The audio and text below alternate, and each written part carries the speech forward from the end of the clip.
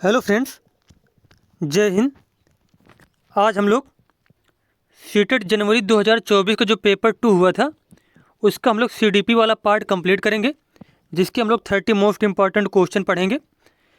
और जिन लोगों ने सीडीपी पढ़ रखी है अच्छे से कमेंट करके बताना इसमें से कितने क्वेश्चन आपको आ रहे थे। और अगर वीडियो अच्छा लगे तो चैनल को सब्सक्राइब करें, वीडियो को लाइक करें, कमेंट करें। चलिए देखते हैं। यहाँ पे पहला प्रश्न दिया गया है। यहाँ पे पहला क्वेश्चन है, वाइगोत्स्की के अनुसार संज्ञानात्मक विकास को सुगम बनाने में शिक्षक की क्या भूमिका है? छात्र को जानकारी और ज्ञान प्रदान करना, आलंबन के माध्यम से छात्र के सीखने का मार्गदर्शन और समर्थन करना, छात्र को पूरी तरह से स्वतंत्र रूप से सीखने की अनुमति देना, केवल उन्हीं कार्यों को देना जो विद्यार्थी वर्तमान में स्वतंत्र रूप से कर सकता है। तो बात की जाए तो वाइगोत्स्की ने किसके बारे में बताया था? इसके फोल्डिंग के बारे में बताया था। इसके फोल्डिंग के बारे में बताया था, जिसको पाठ ढांचा या फिर आलंबन कहा जाता है उसी को। तो यहाँ पे इस क्वेश्चन का आंसर हो जाएगा बी वाला, कि वाइगोत्स्की के अनुसार आलंबन के माध्यम से छात्र के सीखने का मार्गदर्शन और समर्थन करना। अब इसके फोल्डिंग होता क्या? इसके फोल्डिंग का मतलब यही होता है कि बच्चे को जो टेम्परेरी हेल्प प्रदान करना, कुछ समय के लिए क्या बच्चे को सहायता प्रदान करना। जैसे कि कोई छोटा बच्चा है, वो साइकिल चला रहा है, तो उसके पीछे तरफ से जैसे कोई मतलब जो क्या है, जो ज़्यादा जानकारी जिसको मतलब ज़्यादा नॉलेज उसके बारे में, जैसे कि कोई बच्चा साइकिल चला रहा है तो उसके माता पिता या क्या है जो उसका भाई वगैरह है तो उसको पीछे पकड़े रहते हैं, या फिर दोस्त हो गया। और उसके बाद फिर धीरे से जब थोड़ी दूर साइकिल चला लेता है बच्चा तो उसको पीछे छोड़ देते हैं। तो एक समय फिर क्या होता है कि वो बच्चा जो होता है अपने आप से साइकिल चलाना सीख जाता है। तो यही क्या है कि जो बच्चे को टेम्परेरी हेल्प कुछ समय के लिए जो सहायता प्रदान की जाती है वही कहलाती है स्कैफोल्डिंग। तो इस क्वेश्चन का बी वाला आंसर बिल्कुल ही सही हो जाएगा। देखते हैं अगला प्रश्न। अब अगला क्वेश्चन यहाँ पे दूसरा क्वेश्चन है, किशोरावस्था के बारे में निम्नलिखित में कौन सा कथन सही नहीं है? किशोरावस्था एक सामाजिक संरचना है या फिर सामाजिक रचना है? किशोरावस्था को आमतौर पर यौवन को शुरू करने के लिए माना जाता है। यह एक ऐसी प्रक्रिया है जो यौन परिपक्वता और पुनरुत्पादन की क्षमता की ओर ले जाती है। किशोरावस्था बचपन और वयस्कता के बीच विकासात्मक संक्रमण है, जिसमें शारीरिक, संज्ञानात्मक और मनोसामाजिक परिवर्तन होते हैं। विभिन्न संस्कृतियों के बच्चे एक समान तरीके से किशोरावस्था में प्रवेश करते हैं और इसे अनुभव करते हैं। अब क्वेश्चन ये पूछा गया यहाँ पे किसमें से कौन सा ऑप्शन गलत है? तो यहाँ पर चौथा ऑप्शन गलत दिया गया है कि विभिन्न संस्कृतियों के अलग अलग संस्कृतियों के बच्चे जो होते हैं वह एक समान तरीके से किशोरावस्था में प्रवेश करते हैं। जब अलग अलग संस्कृति के बच्चे होंगे, अलग अलग बच्चे की बुद्धिमत्ता होगी, अलग अलग बच्चे का विकास होगा, तो एक ही प्रकार से कैसे किशोरावस्था में प्रवेश करेंगे? तो ये ऑप्शन क्या बिल्कुल ही गलत दिया गया है। उसके बाद पहला ऑप्शन जैसे कि है, किशोरावस्था एक सामाजिक रचना है, बिल्कुल सही बात है, क्योंकि जो बाल्यावस्था, किशोरावस्था, शैशवावस्था जो डिवाइड की गई हैं अवस्थाएं तो समाज के द्वारा ही डिवाइड की गई हैं। तो क्या ये भी सही है? किशोरावस्था को आमतौर पर यौवन को शुरू करने के लिए माना जाता है और यह एक ऐसी प्रक्रिया है जो यौन परिपक्वता और पुनरुत्पादन की ओर ले जाती है, बिल्कुल सही बात है ये भी। और किशोरावस्था बचपन और वयस्कता के बीच विकासात्मक संक्रमण है, जिसमें शारीरिक, संज्ञानात्मक और मनोसामाजिक परिवर्तन होते हैं। तो ये भी बिल्कुल है क्या है, सही है। और एक पॉइंट और नोट कर लीजिए कि किशोरावस्था को संघर्ष, तनाव, तूफान, विरोध की अवस्था कहा था। किसने कहा था? स्टैनले हॉल ने कहा था, स्टैनले हॉल ने। उसके बाद अगला क्वेश्चन यहाँ पे है, नेक्स्ट क्वेश्चन है, सुजाता नृत्य प्रतियोगिता में केवल इसलिए उत्सुकता से भाग लेती है क्योंकि वो नगद का प्रथम पुरस्कार जीतने में रुचि रखती है। तो सुजाता आंतरिक रूप से प्रेरित है, बाहरी रूप से प्रेरित है, महारत उन्मुख शिक्षार्थी है, या फिर असफलता परिहार शिक्षार्थी है? तो इसका आंसर हो जाएगा सुजाता जो है वह क्या है, बाहरी रूप से प्रेरित है, क्योंकि वह क्या है, प्रथम पुरस्कार जीतने के लिए केवल प्रतियोगिता में भाग ले रही है, ना कि वह मतलब अपने जो अंतर्मन को खुशी करने के लिए अपनी अंतरात्मा से क्या करती, भाग ले रही है। मतलब उसकी रुचि नहीं है, केवल वह प्रतियोगिता के लिए पुरस्कार जो है, प्रतियोगिता के मतलब पुरस्कार प्राप्त करने के लिए केवल वो प्रतियोगिता में भाग ले रही है। तो क्या वो बाहरी रूप से प्रेरित है। उसके बाद अगला क्वेश्चन है, चौथा क्वेश्चन, शिक्षार्थियों के बीच व्यक्तिगत विभिन्नताओं को संबोधित करने के लिए एक शिक्षक को क्या करना चाहिए? तो व्यक्तिगत विभिन्नताओं को संबोधित करने के लिए एक शिक्षक को मतभेदों को असामान्य और एक प्रकार की कमी के रूप में स्वीकार करना चाहिए, बिल्कुल गलत बात है। व्यक्तिगत भिन्नताओं को नज़रअंदाज कर देना चाहिए, ये भी गलत है। भिन्नताओं को मानव विविधता के प्रत्यक्ष विशेषता के रूप में मानना चाहिए। तो यही ऑप्शन सही हो जाएगा कि जो क्या है, बच्चों में जो प्रत्येक बच्चे में क्या होती है, विभिन्नताएं होती है। कोई बच्चा ज़्यादा होशियार होता है, कोई कमज़ोर होता है, और सभी बच्चे क्या होते हैं, अलग अलग संस्कृति से आते हैं। किसी का लालन पालन पोषण जो है दूसरी तरीके से होता है, किसी का दूसरी तरीके से होता है। तो यहाँ पे यही क्या बताया गया है कि जो विभिन्नताएं हैं बच्चे की, विभिन्नताओं को मानव विविधता के प्रत्यक्ष विशेषता के रूप में मानना चाहिए। सभी शिक्षार्थियों के लिए एक अनम्य और समान पाठ्यक्रम लागू करना चाहिए। बिल्कुल ही गलत बात है कि सभी शिक्षार्थियों के लिए एक ही प्रकार का पाठ्यक्रम नहीं लागू होना चाहिए, क्योंकि क्या है, बच्चे जो होते हैं विविध प्रकार के होते हैं, अनेक अनेक संस्कृतियों से आते हैं, अनेक अनेक बच्चे की लैंग्वेज होती है, भाषा होती है अनेक प्रकार की। तो सभी की विभिन्नताओं जो है, व्यक्तिगत भिन्नताओं हैं, उनका सम्मान करना चाहिए और उन्हीं के अनुसार जो है शिक्षण विधियों का प्रयोग किया जाना चाहिए। अगला क्वेश्चन है, जीन पियाजे believed that knowledge is. Jean पियाजे का मानना था कि ज्ञान पर्यावरण से निष्क्रिय रूप से पारित होने के बजाय बच्चे द्वारा निर्मित किया जाता है। तो यहाँ जो पहला ही ऑप्शन सही दिया गया है, क्योंकि जीन पियाजे ने कहा था कि बच्चे क्या होते हैं, जो है नन्हे वैज्ञानिक होते हैं, बच्चे खुद खोज करते हैं और चीज़ों को सीखते हैं। तो पर्यावरण से निष्क्रिय रूप से पारित होने के बजाय बच्चे द्वारा निर्मित किया जाता है। अब बात की जाए, अंतःक्रियाओं के माध्यम से प्राप्त करने के बजाय जन्मजात और दिया हुआ होता है। तो ये भी क्या गलत है ऑप्शन इसके अनुसार। अधिक जानकार अन्य लोगों से बातचीत से स्वनिर्मित होता है। तो यह कहा था वाइगोस्की ने। किसने कहा था? तो ये जो थर्ड वाला ऑप्शन है, यह किसके द्वारा सही है? ये सही है वाइगोस्की के द्वारा, वाइगोस्की के द्वारा। इन्होंने ही बताया था कि बच्चा जो होता है समाज से सीखता है, और जो अपने से ज़्यादा जानकार लोग होते हैं उनके बीच अंतःक्रिया करके सीखता है। तो यहाँ पे थर्ड वाला ऑप्शन जो है ये हो जाएगा वाइगोस्की के अनुसार। जो पहला ऑप्शन है, जीन पियाजे का मानना था कि पर्यावरण से निष्क्रिय रूप से पारित होने के बजाय बच्चे द्वारा निर्मित किया जाता है। ज्ञान क्या होता है? बच्चे द्वारा निर्मित किया जाता है, और बच्चे नन्हे वैज्ञानिक होते हैं, यह कहा था जीन पियाजे ने। अगला प्रश्न यहाँ पे है, एक प्रगतिशील कक्षा में आकलन कैसा होता है? गतिशील होता है, वस्तुनिष्ठ होता है, योगात्मक होता है, या फिर मानक संदर्भित होता है? तो इसका आंसर हो जाएगा गतिशील होता है। कैसा होता है? गतिशील होता है। निम्नलिखित में कौन सी प्रक्रिया वातावरण से प्राप्त जानकारी के अर्थ निर्माण और इसे स्मृति में आगे संग्रहित करने के लिए आवश्यक है? ध्यान देना, क्षय होना, भूलना, या फिर पुनर्प्राप्ति? तो इसका आंसर हो जाएगा ध्यान देना, क्योंकि क्षय होना निगेटिव वर्ड है, भूलना निगेटिव वर्ड है, पुनर्प्राप्ति मतलब दोहराना फिर से प्राप्त करना, ये भी क्या निगेटिव वर्ड है। तो इसका आंसर हो जाएगा ध्यान देना। अगला क्वेश्चन यहाँ पे है, निम्नलिखित में से कौन सा एक ऐसे प्रश्न का उदाहरण है जिसमें छात्रों को जानकारी का विश्लेषण करने की आवश्यकता होती है? To kill a mockingbird उपन्यास का कथानक क्या है? To kill a mockingbird उपन्यास का विषय क्या है? To kill a mockingbird में लेखक प्रतीकवाद का उपयोग कैसे करते हैं? To kill a mockingbird का नायक कौन है? तो देखो यहाँ पे ये जो ऑप्शन दिए गए, जैसे कि पहला ऑप्शन है, सेकंड ऑप्शन और थर्ड ऑप्शन, इन क्वेश्चन का क्या है, एक ही आंसर होगा। जैसे कि उपन्यास का कथानक क्या है, मतलब उसके बाद उपन्यास का विषय क्या है, और उपन्यास का जो है नायक कौन है। तो ये क्या है, इनमें से बस एक ही आंसर निकलेगा। लेकिन बात की जाए थर्ड वाले ऑप्शन की, to kill a mockingbird में लेखक प्रतीकवाद का उपयोग कैसे करते हैं, तो इसी में जानकारी का विश्लेषण कर सकता है बच्चा, अपने विचार प्रस्तुत कर सकता है, अलग अलग प्रकार से सोच सकता है। और एक पॉइंट ये भी नोट करना, जैसे कि अपसारी चिंतन होता है, जो अपसारी चिंतन होता है, अपसारी चिंतन होता है, तो इनमें क्या होता है, अपसारी चिंतन तभी होता है जब बच्चे क्या होते हैं, खुले मतलब प्रश्न, जैसे कि जो होते हैं मुक्त उत्तर वाले प्रश्नों को क्या करते हैं, यूज करते हैं।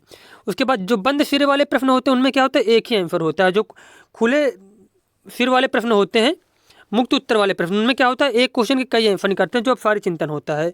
तो इसी में क्या होगा, to kill a mockingbird में लेखक प्रतीकवाद का उपयोग करते हैं, तो जानकारी के विश्लेषण बच्चा इसी ऑप्शन में कर पाएगा, और इसी ऑप्शन में क्या होगा, बच्चा अपसारी चिंतन कर पाएगा। तो इसमें से कई प्रकार के आंसर आएंगे, तो यहाँ पे थर्ड वाला ऑप्शन सही हो जाएगा। उसके बाद नेक्स्ट क्वेश्चन है, शिक्षकों को निरंतर अपने स्वयं के रूढ़िवादिता और पूर्वाग्रहों पर चिंतन करना चाहिए। बिल्कुल सही बात कि रूढ़िवादिता पर और पूर्वाग्रहों पर शिक्षक को चिंतन करना चाहिए। किसी भी एक पक्ष को बढ़ावा नहीं देना चाहिए, या फिर लड़का हो या फिर लड़की हो, मतलब दोनों को क्या करना चाहिए, समान रूप से देखना चाहिए। सांस्कृतिक रूप से उत्तरदायी शिक्षण का अर्थ है शिक्षक चिंतनशील हो। तो ये भी कथन यहाँ पे सही है कि शिक्षक क्या है, चिंतनशील होना चाहिए। तो ए कथन और कारण आर दोनों ही सही हैं, और जो आर है वो किसकी व्याख्या कर रहा है, ए की व्याख्या कर रहा है। तो यहाँ पे ए ऑप्शन सही है, ए और आर दोनों सही हैं, और ए जो है आर की सही व्याख्या करता है। अगला क्वेश्चन यहाँ पे है, कोहलबर्ग के नैतिक विकास के सिद्धांत की कैरोल गिल्गन की आलोचना का केंद्रीय तर्क है देखभाल की नैतिकता और नारीवादी दृष्टिकोण। तो इसमें से पहला ही ऑप्शन सही हो जाएगा कि देखभाल की नैतिकता और नारीवादी जो दृष्टिकोण है, ये क्या करोल गिलगिल ने बताया था। आलोचना का केंद्र किस जो है कोहल वर्ग थे, उन्होंने क्या किया है, नारीवादी दृष्टिकोण को जो है उसमें से विशेषता नहीं दी है। और देखभाल की जो नैतिकता होती है, जैसे कि नारियाँ जो होती हैं, स्त्रियाँ जो होती हैं, वो क्या करती हैं, देखभाल पर ज़्यादा ध्यान देती हैं। और जो नारीवादी दृष्टिकोण होता है वह दूसरे प्रकार का होता है। लेकिन उन्होंने जो है कोहल वर्ग ने नारीवादी दृष्टिकोण को महत्व नहीं दी थी। जैसे कि एक बच्चा कोई होता है, तो अगर कोहल वर्ग की जो अवस्थाएं बताई थी उसके अनुसार जैसे कि कोई बच्चा चोरी कर लेता है तो क्या होगा, उसको दंड मिलना अवश्य है, जैसे कि पहला अवस्था जो है। उसके बाद लेकिन जो अगर नारीवादी दृष्टिकोण है तो इसमें क्या होगा, जैसे खुद का बच्चा होगा तो ये होगा कि अरे चलो हटाओ, इसमें से क्या है देखभाल को, मतलब उसमें उसमें क्या माफ़ कर देगा उसकी, अगर जो माता है या फिर कोई उसका जो है बहन वगैरह। तो इसमें क्या होता है, नारीवादी दृष्टिकोण और देखभाल की नैतिकता में जो है इन्होंने कोहल वर्ग ने ध्यान नहीं दिया था। अगला क्वेश्चन यहाँ पे, वास्तविक जीवन की समस्याओं और मूर्त अनुभवों से सीखने से बच्चे को अधिगम और जानकारी प्राप्त करने के लिए कई रास्ते मिलते हैं। कथन बिल्कुल ही सही दिया गया है। विकास अपेक्षाकृत व्यवस्थित और अनुक्रमिक है, तो ये ऑप्शन गलत हो जाएगा कि विकास जो होता है क्या होता है, अनुक्रमिक नहीं होता है। जैसे कि कई प्रकार को विकास होता है, शारीरिक, मानसिक, संवेगात्मक। तो किसी बच्चे का विकास कोई पहले हो जाता है कोई बाद में होता है, तो क्या जो है विकास व्यवस्थित और अनुक्रमिक नहीं है। तो आर यहाँ पे गलत दिया गया है और एक कथन जो है सही दिया गया है। तो इस क्वेश्चन का आंसर हो जाएगा ए।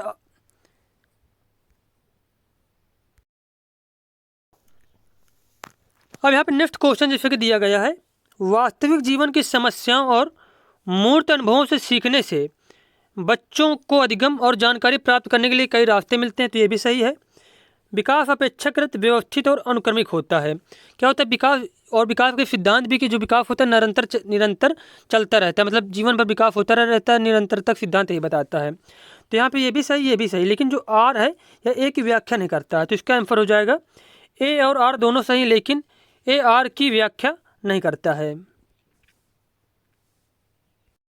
उसके बाद अगला क्वेश्चन है, अपठन वैकल्य डिस्लेक्सिया एक स्थिति है जो शिक्षार्थी की क्षमता को प्रभावित करती है, भावात्मक या फिर चित्र बनाने की क्षमता को प्रभावित करती है। तो इसका आंसर हो जाएगा कि जो डिस्लेक्सिया है ये क्या है, तंत्र की न्यूरोलॉजिकल स्थिति है जो शिक्षार्थियों की ध्वनियों को प्रतीक चिन्हों के साथ जोड़ने की क्षमता को प्रभावित करती है। तो सेकंड ऑप्शन यहाँ पे सही हो जाएगा। अगला क्वेश्चन है, एक माध्यमिक स्कूल शिक्षक छात्रों को संकल्पना और वास्तविक दुनिया के अनुप्रयोगों के बीच संबंध बनाने में मदद करके सार्थक सीखने को सक्षम बनाता है। निम्नलिखित में से कौन सी गतिविधि एक उपयुक्त शैक्षणिक रणनीति होगी। छात्र को नियम और परिभाषाएं याद करने दें, बिल्कुल गलत हो जाएगा। विद्यार्थियों से बहुविकल्पीय प्रश्नों वाली कार्यपत्र पूरी करने को कहें। विद्यार्थियों को उद्दीपक प्रतिक्रिया अनुबंधन की विधि द्वारा सीखने को कहें। छात्रों को छोटे छोटे समूहों में वर्तमान मुद्दे पर शोध करने दें और अपने निष्कर्ष जो है कक्षा में प्रस्तुत करें। तो इस क्वेश्चन का आंसर हो जाएगा, छात्रों को छोटे समूहों में वर्तमान मुद्दे पर शोध करने दें और अपने निष्कर्ष कक्षा में प्रस्तुत करने दें। क्योंकि बच्चा जब होता है खुद से कार्य करता है, खुद से चीज़ों को खोजता है, वो क्या करता है, ज़्यादा सीखता है। तो यहाँ पर चौथा ऑप्शन बिल्कुल सही दिया गया है। उसके बाद नेक्स्ट क्वेश्चन है, कोहल वर्ग के नैतिक विकास की किस अवस्था में बच्चों का तर्क कानून की नैतिकता के इर्द गिर्द घूमता है। जैसे कि 3 अवस्थाएं बताई थी, पूर्व परंपरागत नैतिकता, उसके बाद परंपरागत नैतिकता, उसके बाद उत्तर परंपरागत। तो तर्क और कानून की जो नैतिकता होती है उसका चरण होता है जो है चौथा वाला। तो उसमें क्या हो जाएगा, आएगा पारंपरिक नैतिकता के अंतर्गत। तो यहाँ पे सेकंड वाला ऑप्शन सही हो जाएगा। अगला क्वेश्चन है, निम्नलिखित में से कौन सा एक समावेशी कक्षा का उदाहरण नहीं है। विविध दृष्टिकोण का समावेश, विचित्र समावेशन का पालन, विभेदित निर्देश देना, प्रतिस्पर्धी लोकाचार को प्रोत्साहित करना। तो समावेशी कक्षा का उदाहरण नहीं है, तो इसका आंसर हो जाएगा प्रतिभा स्पर्धी लोकाचार को प्रोत्साहित करना। प्रतिस्पर्धा को प्रोत्साहित नहीं करना चाहिए बच्चों के बीच में, जबकि बच्चों के बीच में सहयोग की भावना का विकास करना चाहिए।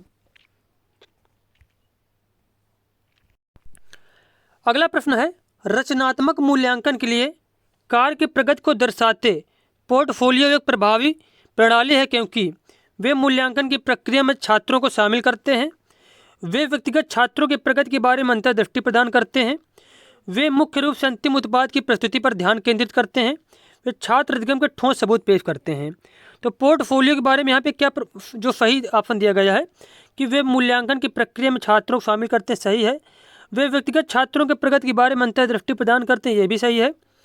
वे मुख्य रूप से अंतिम उत्पाद की प्रस्तुति पर ध्यान केंद्रित करते हैं, तो ये ऑप्शन गलत हो जाएगा, क्योंकि जो पोर्टफोलियो होता है वो अंतिम उत्पाद पर जो है प्रस्तुति नहीं केंद्रित करता, जबकि क्या होता है पूरे साल की जो चीज़ें होती हैं उन सभी के बारे में बच्चों के जो है डायरी में चीज़ें नोट की जाती हैं, सभी के बारे में बच्चे का सभी प्रकार का मूल्यांकन एक प्रकार से होता है, और वे छात्र अधिगम के ठोस सबूत पेश करते हैं। तो यहाँ पे ए, बी और डी ऑप्शन सही है, तो यहाँ पे चौथा वाला ऑप्शन सही हो जाएगा, ए, बी और डी।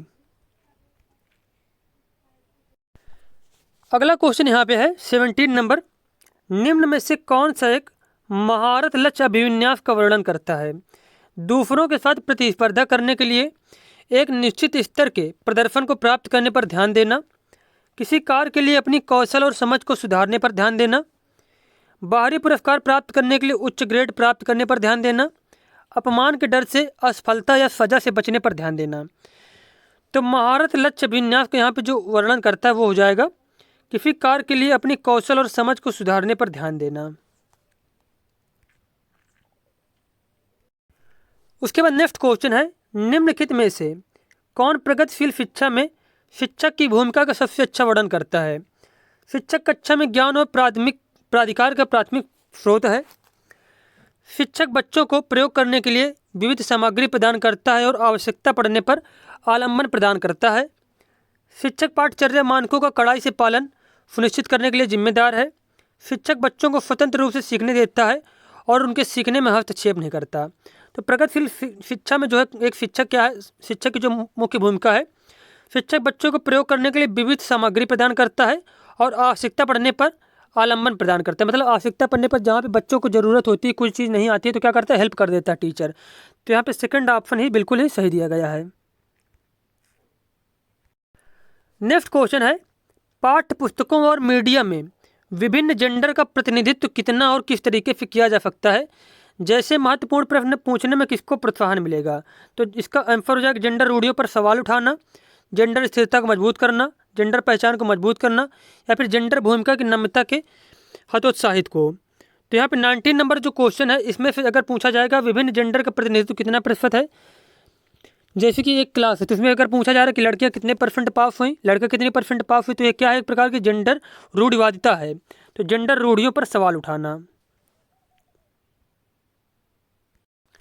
उसके बाद नेक्स्ट क्वेश्चन है, जीन पियाजे के अनुसार चिन्हों के लिए चिन्हों का प्रयोग करने की क्षमता, जैसे कि अक्षर एक्स को अज्ञात अंक के लिए मानने की क्षमता के दौरान विकसित होती है और विद्यार्थियों को सीखने में सक्षम बनाती है। तो अज्ञात की बात हो रही, तो अज्ञात अंक के बारे में बात हो रही है, तो यह विशेषता हो जाएगी अमूर्त संक्रियात्मक अवस्था की, जिसको औपचारिक संक्रियात्मक भी कहा जाता है। तो यहाँ पे 20 नंबर क्वेश्चन, इसका जो आंसर हो जाएगा वो हो जाएगा औपचारिक संक्रियात्मक अवस्था, और जिससे कि विद्यार्थियों को बीज गणित और गणना सीखने में सक्षम बनाती है। तो यहाँ पे थर्ड वाला ऑप्शन सही हो जाएगा। जीन पियाजे के अनुसार चिन्हों के लिए चिन्हों का प्रयोग करने की क्षमता, जैसे कि एक्स को अज्ञात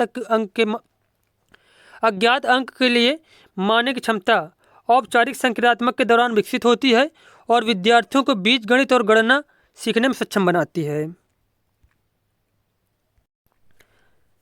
उसके बाद क्वेश्चन है, आलोक निम्नलिखित व्यवहार दिखाता है, पढ़ते समय सिर को अजीब स्थिति में पकड़ना, आँख को बार बार मूंदना और रगड़ना, आँखों की लाली सूजन, अक्षर पहचान में भ्रमित होना, यह किसके संभावित लक्षण हो सकते हैं? तो यह एक प्रकार का जो लक्षण है यह है स्वलीनता, जिसको ऑटिज्म कहा जाता है। कौन सा विकार है यह स्वलीनता, जिसको ऑटिज्म भी कहा जाता है। उसके बाद 22 नंबर क्वेश्चन है, एक समावेशी कक्षा में सीखने के लक्ष्यों, शैक्षणिक रणनीतियों के साथ साथ आकलन में अनुकूलन किया जाना चाहिए। तो समावेशी कक्षा में सीखने के लक्ष्यों, शैक्षणिक रणनीतियों के साथ साथ आकलन में अनुकूलन किया जाना चाहिए, बिल्कुल सही है। समावेशन का दर्शन शैक्षिक दृष्टिकोण और मूल्यांकन के माध्यम से सभी व्यक्तिगत मतभेदों को समाप्त करने की वकालत करता है। तो ये जो ऑप्शन आर दिया गया गलत दिया गया है। इसमें क्या बताया गया कि समावेशन का दर्शन शैक्षणिक दृष्टिकोण और मूल्यांकन के माध्यम से सभी व्यक्तिगत मतभेदों को समाप्त करने की वकालत करता है। ये बिल्कुल गलत बात दी गई है, क्योंकि जो व्यक्तिगत मतभेद हैं, तो व्यक्तिगत मतभेद को क्या है, एक शिक्षक को स्वीकार करना चाहिए, क्योंकि जो है सभी बच्चे एक प्रकार के नहीं होते हैं, सभी का एक तरीके से जो है शैक्षिक दृष्टिकोण नहीं होता है। तो यहाँ पे ए सही है, लेकिन आर गलत है। उसके बाद नेक्स्ट क्वेश्चन है, लेव वाइगोत्स्की के अनुसार बच्चे के साथ अंतःक्रिया के अनुभव से लाभान्वित होते हैं और उन कार्यों को कर पाते हैं जो उनके समीपा दूराभिमुख विकास के क्षेत्र के है। तो लेव वाइगोत्स्की के अनुसार जो बच्चे होते हैं अधिक जानकार के साथ अंतःक्रिया से अनुभव से लाभान्वित होते हैं और उन कार्यों को कर पाते हैं जो उनके समीप दूराभिमुख, जिसको ZPD zone of proximal development कहते हैं, विकास के क्षेत्र के अंदर। क्योंकि बच्चा कि अगर लिमिट के बाहर है तो कितना भी इसको चीज़ें मतलब समझा दी जाए तो वह नहीं समझ पाएगा। तो एक जो है व्यक्ति है, किसी जो अधिक जानकार व्यक्ति है, तो उसके माध्यम से जो उसकी क्षमताएं हैं तो क्या अपनी अधिकतम क्षमताओं को पा सकता है। तो यहाँ पे आंसर हो जाएगा ए वाला, अधिक जानकार अन्य अंदर। अगला क्वेश्चन है, एक शिक्षिका ने नोटिस किया कि उसका एक छात्र अत्यधिक विचलित है और उसे कक्षा के दौरान ध्यान देने में परेशानी होती है। निम्नलिखित में कौन सी रणनीति छात्र को केंद्रित रहने में मदद करने के लिए प्रभावी रणनीति होगी? छात्र को कक्षा के दौरान बार बार करने के लिए कार्य देना, छात्र को सख्ती से अपना अवधान अवधि बढ़ाने के लिए कहना, स्वनियमन और समय प्रबंधन के लिए छात्र को टाइमर देना, माता पिता को बुलाकर छात्र के खिलाफ सख्त अनुशासनात्मक कार्रवाई करना। तो अब जो 24 नंबर इसका आंसर हो जाएगा कि स्वनियमन और समय प्रबंधन के लिए छात्र को टाइमर देना।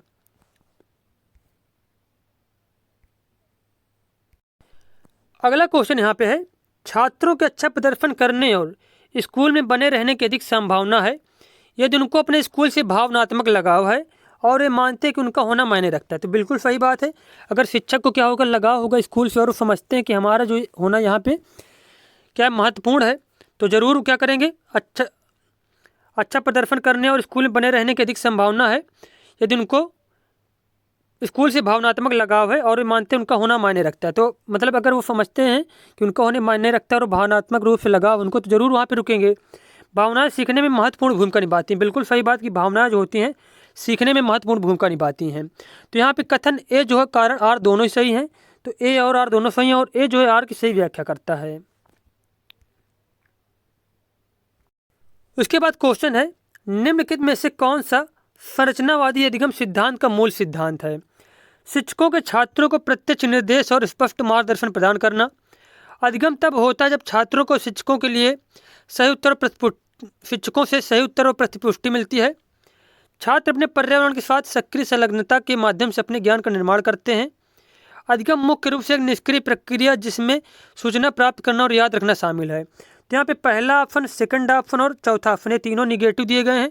तो इसका आंसर थर्ड वाला ऑप्शन बिल्कुल सही दिया गया कि संरचनावादी अधिगम सिद्धांत यही है कि छात्र अपने पर्यावरण के साथ सक्रिय संलग्नता के साथ माध्यम से अपने ज्ञान का निर्माण जो है खुद करते हैं। उसके बाद 27 नंबर क्वेश्चन है, एक बच्चा किसी कार्य को करने में जितना कम सक्षम होता है शिक्षकों को उतने ही अधिक संकेत व इशारे देने चाहिए और जैसे जैसे बच्चा अधिक से अधिक कर सकता है शिक्षक को कम से कम मदद करनी चाहिए।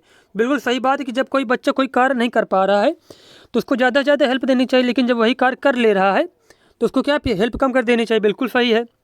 उसके बाद कारण बताया गया है, बुद्धि को बुद्धिलब्धि की गणना करके सटीक रूप से नहीं मापा जा सकता। बिल्कुल सही बात है कि बुद्धि को बुद्धिलब्धि की गणना करके सटीक रूप से नहीं मापा जा सकता। तो यहाँ पे दोनों सही दिए गए हैं, लेकिन यहाँ पे क्या बात की गई है कि जो ये बुद्धिलब्धि की बात हो रही है, यहाँ पे जो संकेत व इशारे की हेल्प की बात हो रही है। तो इसमें क्या है, ए और जो कारण आर है दोनों सही है यहाँ पे, लेकिन जो है इसकी जो व्याख्या जो है ए जो है आर की व्याख्या नहीं करता है। तो ए और आर दोनों सही, लेकिन आर जो है सही व्याख्या नहीं करता ए की। उसके बाद नेक्स्ट क्वेश्चन है, निम्नलिखित में से कौन सा सामाजिकरण की प्रक्रिया की विशेषताएं हैं?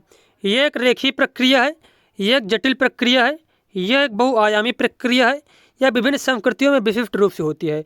तो सामाजिकरण के बारे में इसमें जो निगेटिव पॉइंट हुआ है ये कि यह एक रेखीय प्रक्रिया, ये ऑप्शन गलत है, बल्कि यह एक जटिल प्रक्रिया, ये भी सही है। यह एक बहुआयामी प्रक्रिया है, यह विभिन्न संस्कृतियों में विशिष्ट रूप से होती है, ये भी सही है यहाँ पे। तो यहाँ पे इसका आंसर हो जाएगा बी, सी और डी।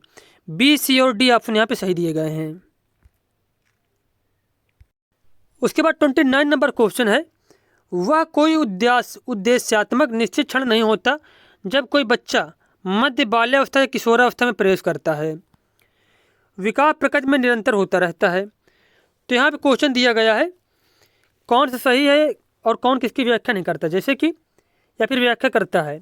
वह कोई उद्देश्यात्मक निश्चित क्षण नहीं होता जब कोई बच्चा मध्य बाल्यावस्था या किशोरावस्था में प्रवेश करता है। बिल्कुल सही बात है कि जरूरी नहीं कि मतलब सेम ही टाइम में जो है प्रत्येक बच्चा क्या हो, बाल्यावस्था और किशोरावस्था में प्रवेश कर जाए। और विकास क्या प्रकृति में निरंतर होता रहता है, ये भी सही है। तो ए और आर दोनों सही हैं। ए आर की सही व्याख्या करता है। ए और आर दोनों सही, लेकिन ए आर की सही व्याख्या नहीं करता। ए सही है लेकिन आर गलत है। ए और आर दोनों गलत हैं। तो यहाँ पे 29 नंबर क्वेश्चन इसका आंसर हो जाएगा। ए और आर दोनों सही हैं और ए जो है आर की सही व्याख्या करता है। अब यहाँ पे 30 नंबर क्वेश्चन है, एक प्रारंभिक विद्यालय के शिक्षक छात्र के शैक्षणिक आत्म संप्रत्यय के विकास को दृढ़ता से प्रभावित कर सकता है। सभी विद्यार्थियों से बहुत कम अपेक्षाएं रखना, छात्रों में स्वायत्तता और पहल को दंडित करना, छात्रों में स्वायत्तता और पहल को पुरस्कृत करना, विशेष छात्रों से बहुत कम उम्मीदें रखना। तो इस क्वेश्चन का आंसर हो जाएगा कि एक जो शिक्षक है छात्र के शैक्षणिक आत्म संप्रत्यय के विकास को दृढ़ता से प्रभावित कर सकता है अगर वो क्या करे, छात्र में स्वायत्तता और पहल को पुरस्कृत करना, छात्र में स्वायत्तता और पहल को पुरस्कृत करना।